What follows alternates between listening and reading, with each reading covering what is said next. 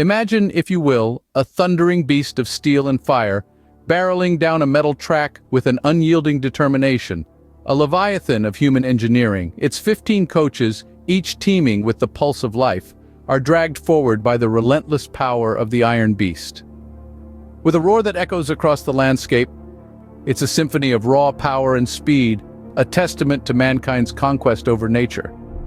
Feel the rhythm, the insistent pulse of steel wheels against iron rails.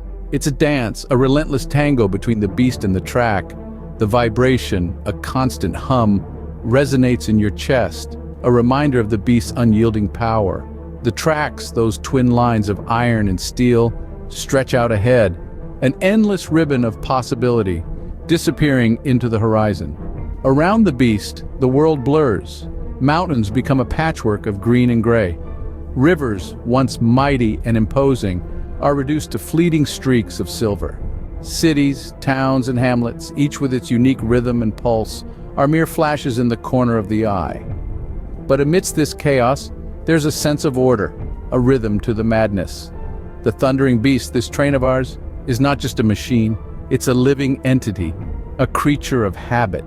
It knows its path, the twists and turns of the track, the rise and fall of the landscape. It's an unending dance, a ballet of steel and iron, a performance that has been perfected over countless journeys. And yet there's a sense of urgency, a subtle undercurrent of unease. The beast's roar is a tad too loud, its speed a touch too fast. The world outside is a blur, not of motion but of speed uncontrolled. There's a tension in the air, a silent whisper that something is amiss.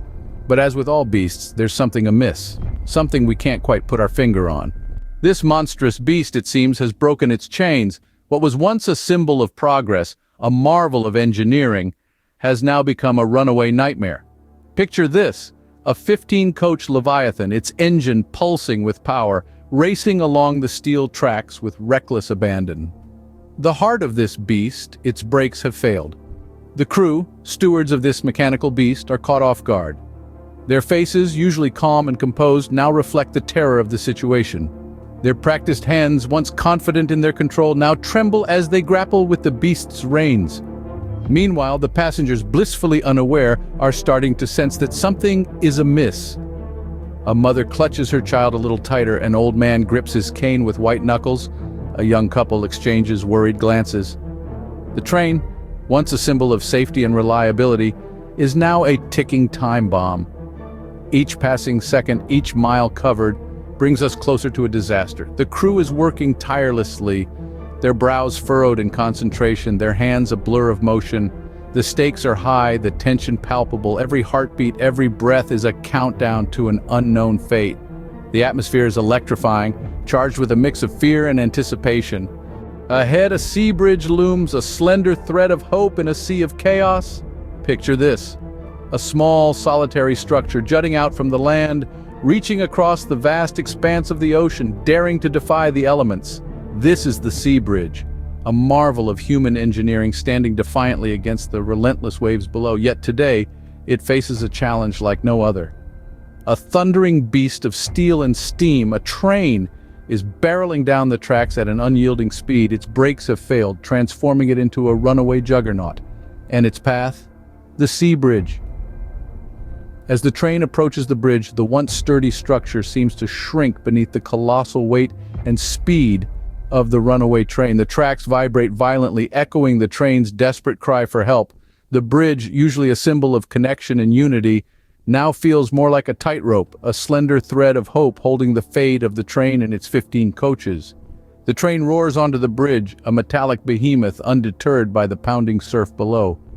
The engine's roar is lost in the deafening crash of waves against the bridge's pillars, creating a symphony of chaos and tension. The train's speed, so often a symbol of progress and power, now feels like a relentless force of destruction, threatening to tear the bridge apart. Yet, against all odds, the bridge holds. The train, a testament to human ingenuity, races across the bridge, leaving the sea and its roaring waves behind. A moment of relief washes over as the train continues its relentless journey, the failing brakes still a constant reminder of the danger that lies ahead. The bridge is behind us now, but our journey is far from over. The sea bridge, a slender thread of hope, has held against the storm, but the runaway train, its brakes still unresponsive, barrels forward, its destination unknown. The saga of the thundering beast continues, its tale a testament to the power of human invention and the relentless force of nature. Ahead, another beast appears, unaware of the danger thundering towards it. As if the situation wasn't perilous enough, another train emerges on the same track, its headlights cutting through the darkness like the eyes of a predator. This new player, oblivious to the chaos, continues its journey, adding an extra dose of danger to an already fraught situation. This is no ordinary train, but a massive freight behemoth, heavily laden and slow to respond. Its presence on the track is a ticking time bomb, a potential disaster waiting to happen. The stakes have never been higher, the tension never more palpable. Our crew, faced with this new challenge, spring into action, their hearts pounding in their chests. They scramble to communicate with the other train, their frantic attempts amplified by the deafening roar of the two locomotives, the clatter of the tracks beneath, the high-pitched whine of steel on steel. Their desperate pleas for the other train to clear the track echo into the night. Every second counts, every moment is a battle against time. The crew's hands shake as they send out distress signals, their breaths hitching in their throats as they wait for a response. It's a high-stakes game of chicken, with two mechanical beasts barreling towards each other at full speed. The radio crackles to life, a beacon of hope amidst the chaos. The other train has received the message. The relief is short-lived, though, as the realization dawns that stopping a fully laden freight train is no easy task.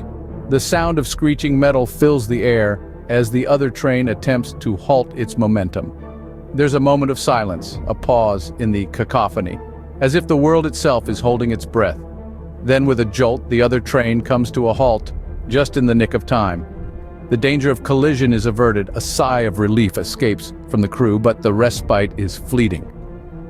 With a sigh of relief, disaster is averted, but our own beast is still on the loose. Our train, the runaway monster, the thundering beast, continues its relentless charge forward, the crisis far from over. The journey continues, fraught with peril, the destination unknown. In the heart of chaos, a glimmer of hope shines. As the runaway train, this thundering beast, hurtles down the tracks, the crew's relentless efforts begin to bear fruit. Their sweat and determination, their grit and courage, all come together in a symphony of survival. The train's speed starts to dwindle, slowly but surely. We've seen this monstrous metal behemoth unchained, racing across the sea bridge, defying the very laws of gravity. But now, it's the human spirit that takes center stage. A combination of quick thinking, resourcefulness, and sheer willpower gradually bring this raging beast to a halt. The train, once a symbol of unchecked momentum and sheer terror, is now a testament to the indomitable human spirit. The train shudders, groans, and finally comes to a standstill. An eerie silence descends, the deafening roar of the engine now a faint echo. The crew's heartbeats, once drowned out by the thunderous noise, now echo loudly in the quiet. They've faced down the beast and emerged victorious, but the battle has left its mark. The aftermath is a scene of exhaustion, but also relief. The crew, weary and worn, finally able to breathe. The passengers, once held captive by fear, now sharing smiles of gratitude. The landscape, once a blur of motion, now a static tableau of peace. The train, once an unstoppable force, now a silent, immovable monument. The ordeal is over, the danger averted, but the memory of the runaway train, the thundering beast, will linger.